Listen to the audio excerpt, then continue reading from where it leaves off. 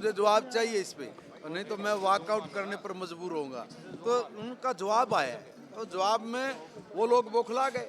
बौखला इसलिए गए कि सम्मानित कोर्ट ने जो अपनी टिप्पणी की है, उस टिप्पणी को लेके ये लोग कह रहे हैं कि ये गलत है, ये टिप्पणी ठीक नहीं है, ऐसा नहीं कहा गया। अरे भाई, खुले शब्दों में साफ तौर पे लिखा गया है, नाम कोट कर करके कहा गया किसके भतीजे कौन कौन लगे हैं।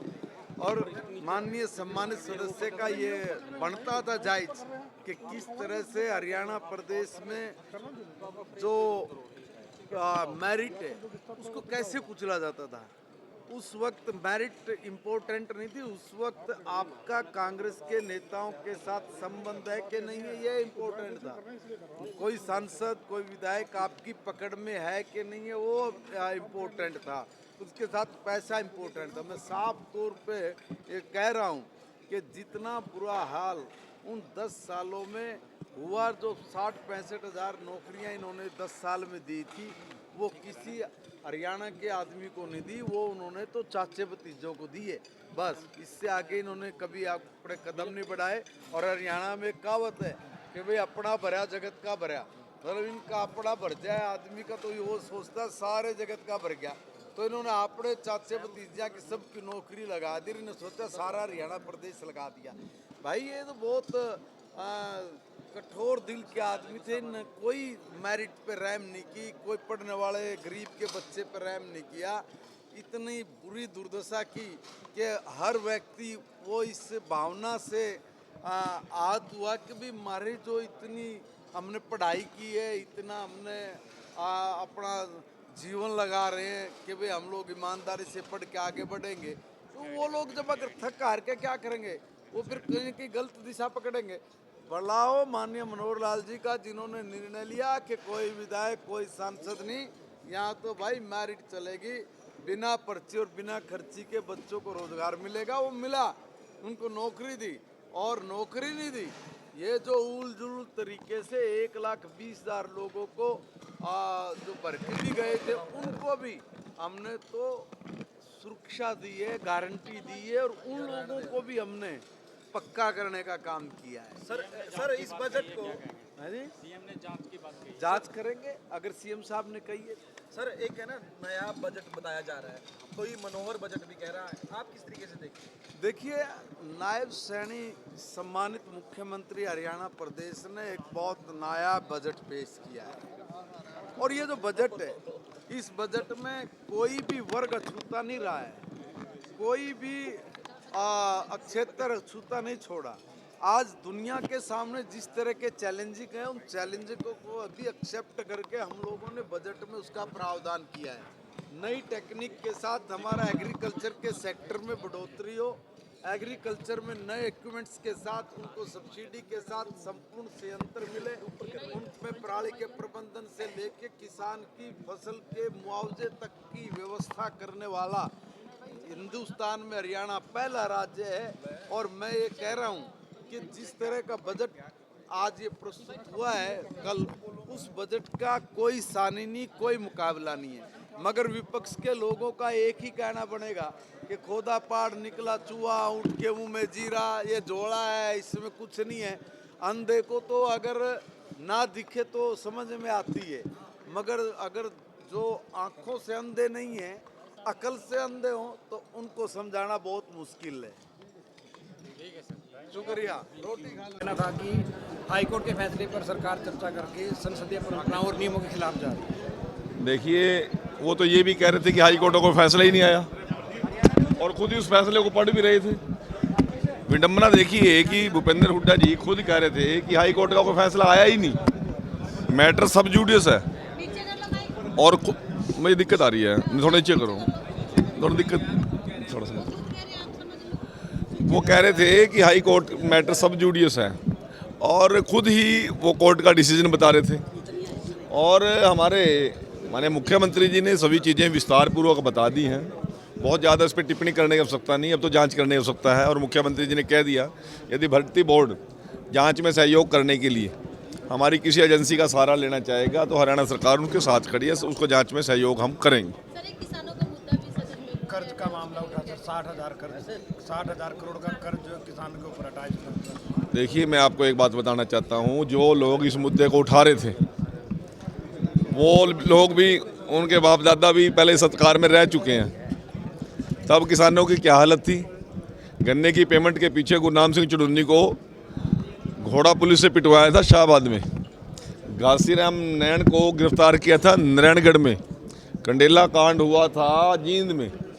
तब तो उनको किसानों की याद आती नहीं थी। आज नायब सरकार और मनोहर सरकार ने किसान के हित में बहुत बड़े बड़े स्टेप उठाए हुए हैं। किसान को आज तरक्की और उन्नति की तरफ हम लेकर जा रहे हैं। मुझे याद है, मैं शाहबाद से विधायक रहा हूँ। 25 पैसे किलो जब आलू का रेट होता था, गांव में पैरे लगते थे। क्या पैर लगते थे कि किसान हमारे गांव में आलू ना गिर जाए। और आज आलू का किसान, गोभी का किसान, टमाटर का किसान, जो प्याज उगाने वाला किसान आज निश्चिंत है। रेट चाहे मार्केट में कुछ भी रहे, उनको 6 रुपये भावांतर भरपाई योजना के तहत उनकी जेब में जाता है और किसान खुशहाल है। परंतु कुछ लोगों को कुछ बात कहने के लिए बात कहनी पड़ती है, परंतु स्वयं कहने से पहले गिरबान में झांक लेना चाहिए कि इस प्रकार से बाढ़ के दौरान किसानों की दुरुक्ति होती थी, सूखे के दौरान किसानों की दुरुक्ति होती थी। उनके राज्य में तो कभी लाइट आई नहीं। जिनमें आज मनोहर जी के और नायब जी के प्रयास से तारों में बिजली दौड़ती है, उन तारों में तो कभी हमारे बुजुर्ग माता पिता के चुन्नी और कपड़े सूखा करते थे। लाइट तीसरे दिन आएगी, 18 घंटे के बाद बारी आएगी। ये स्थिति थी हरियाणा प्रदेश के अंदर। आज 24 घंटे बिजली देने वाला हमारा प्रदेश, हमारी सरकार किसान की खुशहाली के साथ है। उनको कर्जों से मुक्ति दिलाने का हमने काम किया। बेमौसमी मौसम की मार पड़ जाए तो किसान के लिए हमने स्पेशल गिरदावरी के प्रावधान किए हैं। MSP पे हर फसल खरीदने की हमने गारंटी दी है और 48 घंटे के अंदर किसान की जेब के अंदर पैसा भेजने की गारंटी हम दे रहे हैं। और आरोप भी हम ही झेल रहे हैं कि किसान की हम मदद नहीं कर रहे। तो इसलिए आप लोगों को उनसे भी सवाल कर लेना चाहिए, जब तुम लोगों का राज था तुम लोग क्या करते थे। मैं तो नीचे है देखा। फिर जो पुलिस भर्ती का मामला था वो आज फिर उठाया गया, कल भी नहीं, उठाया था। ये कोई मामला नहीं है। ये माननीय उच्च न्यायालय में अपनी फाइनलिटी पे पहुंच चुका है और किसी तरह की भी जजमेंट जो है उसका सदन में चर्चा जो है अपने आप में जो है गलत है। और इसी वजह से कल भी हमने उस बात के लिए जो है विरोध किया था और आज भी हमने विरोध किया है। जो चीज़ उच्च न्यायालय या न्यायालयों में टोटलिटी हो जाती है उसको विधानसभा के पटल पे डिस्कस नहीं किया जाता सामान्यतः, लेकिन ये गलत जो है तरीके से इसको उठाया जा रहा है। और मैं समझता हूँ सत्ता पक्ष के पास कुछ है नहीं और सुनियोजित तरीके से उसको बार बार, कल भी बात हुई जबकि जजमेंट अपने आप में स्पष्ट कहता है कि किसी तरह की कोई अनियमितता नहीं हुई। प्रदेश में किसानों कर्जे का मुद्दा भी आज उठा और मुख्यमंत्री की ओर से नहीं भी किया गया उस मामले पर। आप क्या कहेंगे? जो कर्ज बताया गया है 60,000। मैं कहूँगा कि इसमें कोई दो राय नहीं कि आज हरियाणा और पूरे देश में किसानों की व्यथा जो है वो काफ़ी दयनीय है। कर्जे में के नीचे उसका दबा हुआ है और सरकार को, चाहे केंद्र सरकार हो राज्य सरकार हो, उसको किसानों के उत्थान के लिए और उनकी जो वादा किया था आय दुगनी करने का, उसके लिए काम करना चाहिए। ना कि आज अपनी MSP की मांग के लिए फिर से किसान जो है सड़कों पे आ रहा है, धरना प्रदर्शन कर रहा है। किसानों के हित में सरकारों को काम करना चाहिए। एक और मुद्दा उठाना, अवैध कॉलोनियों का जो बड़ा मुद्दा है प्रदेश का, लगातार सरकार ने वैध भी किया बहुत सी कॉलोनी। नहीं, मैं समझता हूँ ये एक नासूर है प्रदेश की प्रगति पे। और जो हरियाणा अर्बन डेवलपमेंट अथॉरिटी था जिसको HSVP कर दिया गया है, उसका मैंडेट ये था कि सब गरीबों को या सामान्य तौर के लोगों को जो है मकान उपलब्ध हो, उनको भूमि ले सके। लेकिन पिछली 10 साल की, चाहे वो खट्टर साहब की सरकार हो, चाहे नायब सिंह सैनी की सरकार हो, BJP की सरकार ने HSVP को एक व्यापारिक प्रतिष्ठान बना दिया है। और उसमें गरीब को क्या, मैं समझता हूँ उसमें तो बोली लग के जो कर दिया, उसकी वजह से सस्ते दरों पे लोगों को ठगा जाता है और उसमें अनधिकृत कॉलोनियाँ पनपती हैं। ये सरकार की, अधिकारियों की और उनकी मिली भगत से पनप रही हैं। लेकिन प्रदेश के लिए ये ज़रूर चिंता का विषय और प्रदेश की प्रगति पर धब्बा लगता है, क्योंकि पहले वो बन जाती हैं ना उनमें सुविधाएं होती हैं और जो प्लॉट जो वहाँ रहते हैं वो अपने आप को ठगा सा महसूस करते हैं। और मैं समझता हूँ सबसे अगर सुविधाएं सबसे अगर खराब सुविधाएं तो ऐसी कॉलोनियों में ही पनप रही हैं हरियाणा। विपक्ष आपसे मिल जाते हैं, आज भर्तियों को लेकर भी जो है वो हाईकोर्ट के फैसले के बाद देखा गया, क्या कहेंगे सर? ये देखिए, आज प्रश्नकाल के बाद और ये सब विषय जो चले, देखिए जो ये व्यवधान है, देखिए हर पक्ष अपने अपने ढंग से बात रखने का प्रयास कर रहा है।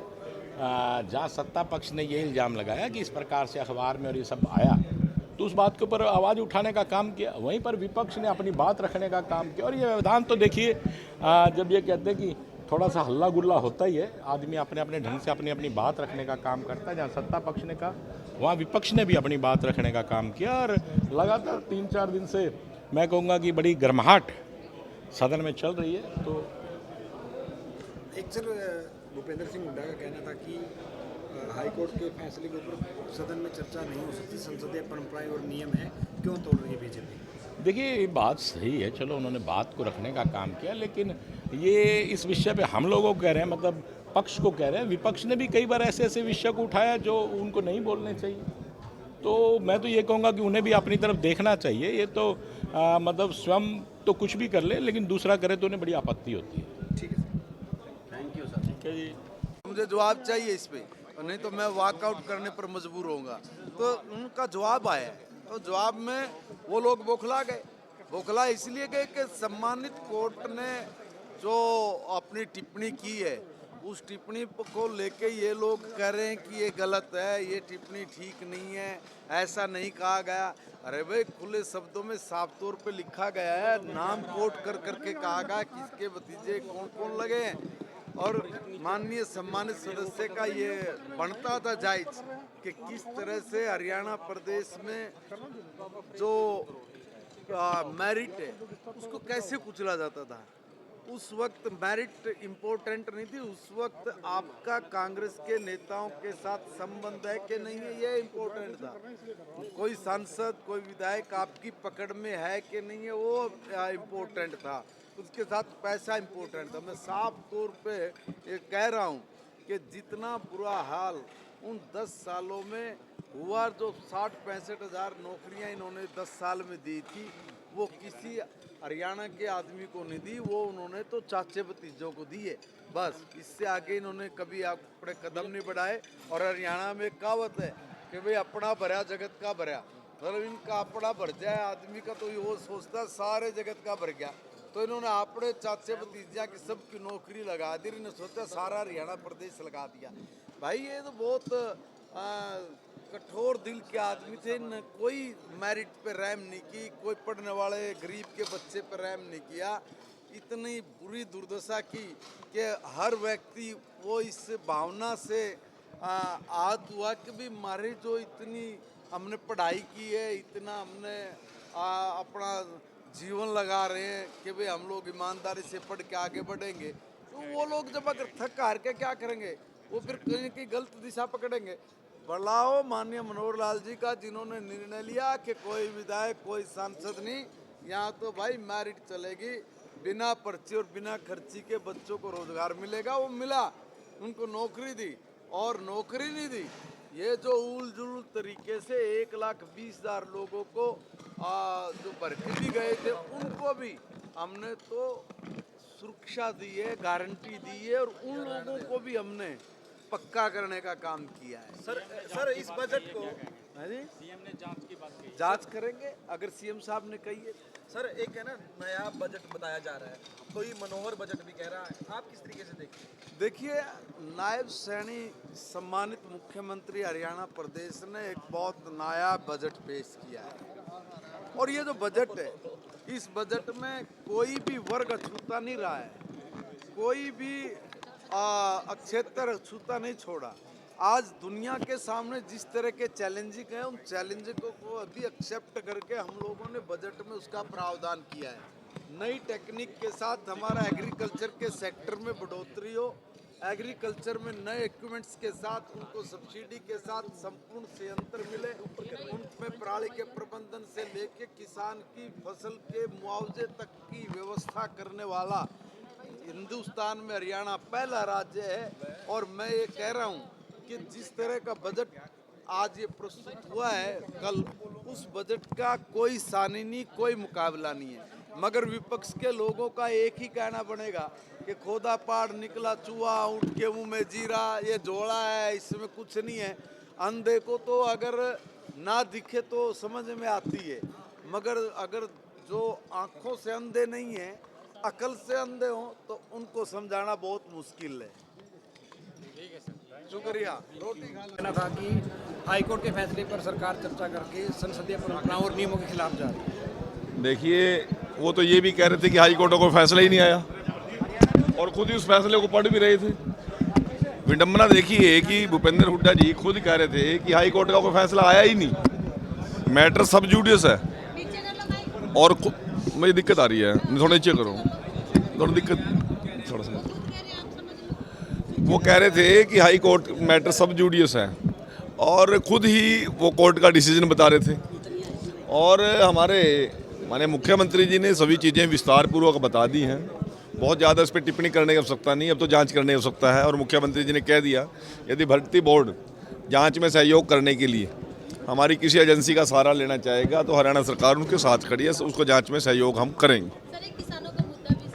कर्ज का मामला उठा था, 60,000 करोड़ का कर्ज जो किसान के ऊपर हटाया। देखिए, मैं आपको एक बात बताना चाहता हूँ, जो लोग इस मुद्दे को उठा रहे थे वो लोग भी, उनके बाप दादा भी पहले सरकार में रह चुके हैं। तब किसानों की क्या हालत थी।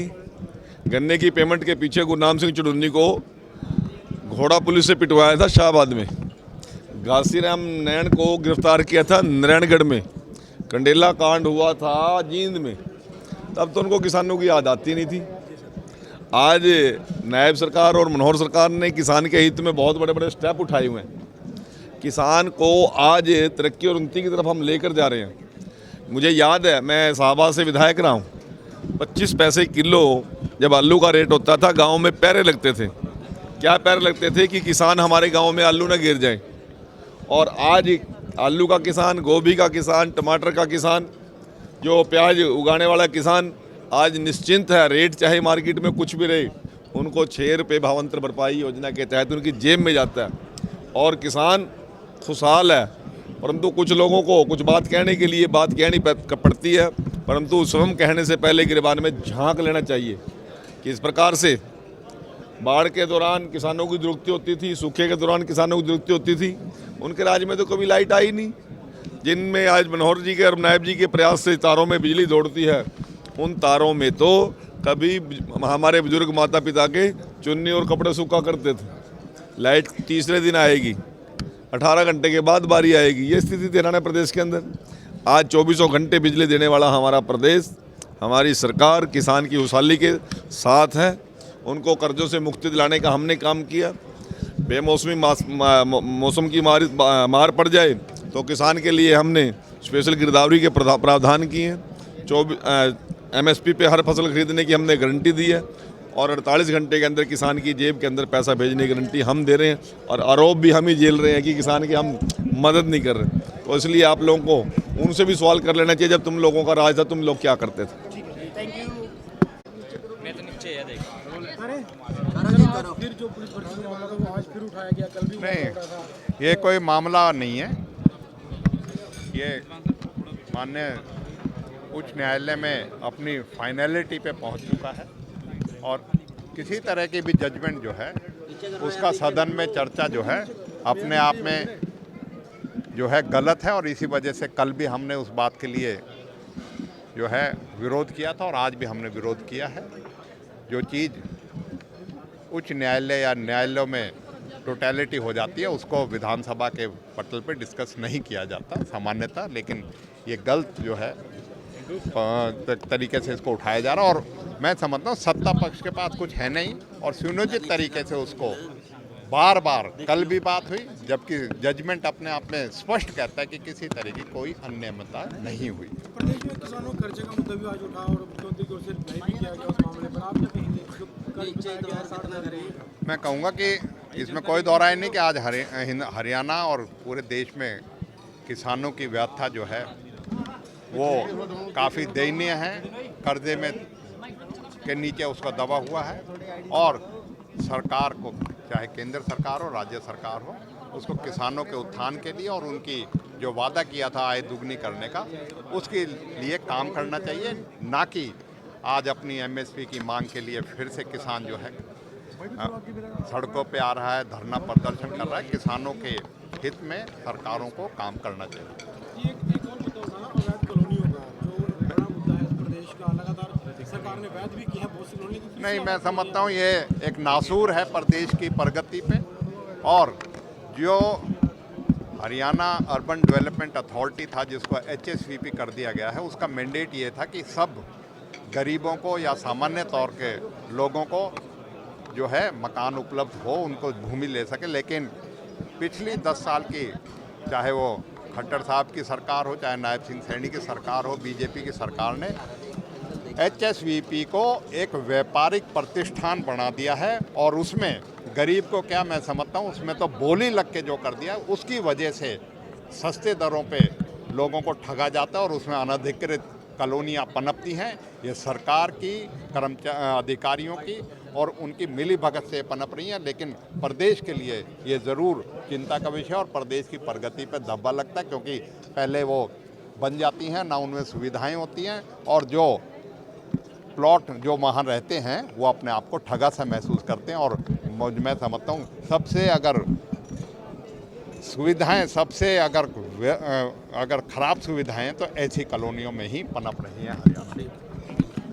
विपक्ष आपसे मिल जाते हैं, आज भर्तियों को लेकर भी जो है वो हाईकोर्ट के फैसले के बाद देखा गया, क्या कहेंगे सर? ये देखिए, आज प्रश्नकाल के बाद और ये सब विषय जो चले, देखिए जो ये व्यवधान है, देखिए हर पक्ष अपने अपने ढंग से बात रखने का प्रयास कर रहा है।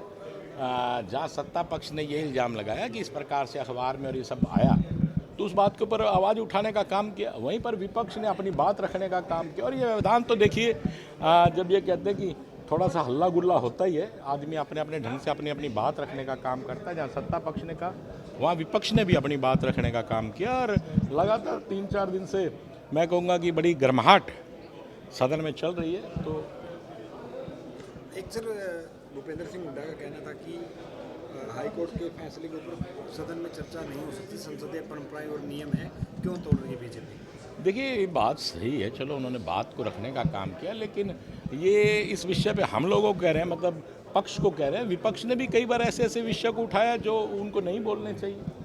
तो मैं तो ये कहूँगा कि उन्हें भी अपनी तरफ देखना चाहिए। ये तो मतलब स्वयं तो कुछ भी कर ले, लेकिन दूसरा करे तो उन्हें बड़ी आपत्ति होती है।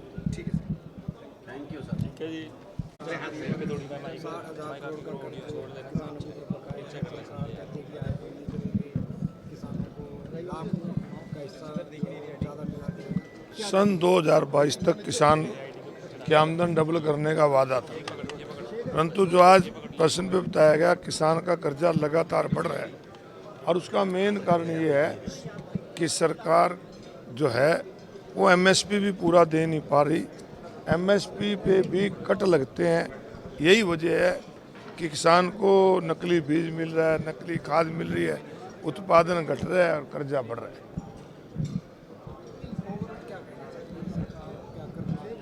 मैंने कहा भी 22 तक, सन 2022 तक सरकार का वादा था कि किसान की आमदन दुगनी करेंगे। आमदन की बजाय खर्चे बढ़े हैं किसान के। पहली बार है किसान की खाद पे भी टैक्स लगा, एग्रीकल्चर इम्प्लीमेंट्स पे टैक्स लगा, ट्रैक्टर पार्ट्स पे टैक्स लगा, जो पहले खाद पे भी नहीं हुआ करता था, ट्रैक्टर पार्ट्स पे भी नहीं होता था। इस सरकार ने पहली बार टैक्स लगा के उनके खर्चे बढ़ाए हैं, आमदन नहीं बढ़ाई। यही कारण है कि कर्जा बढ़ा है।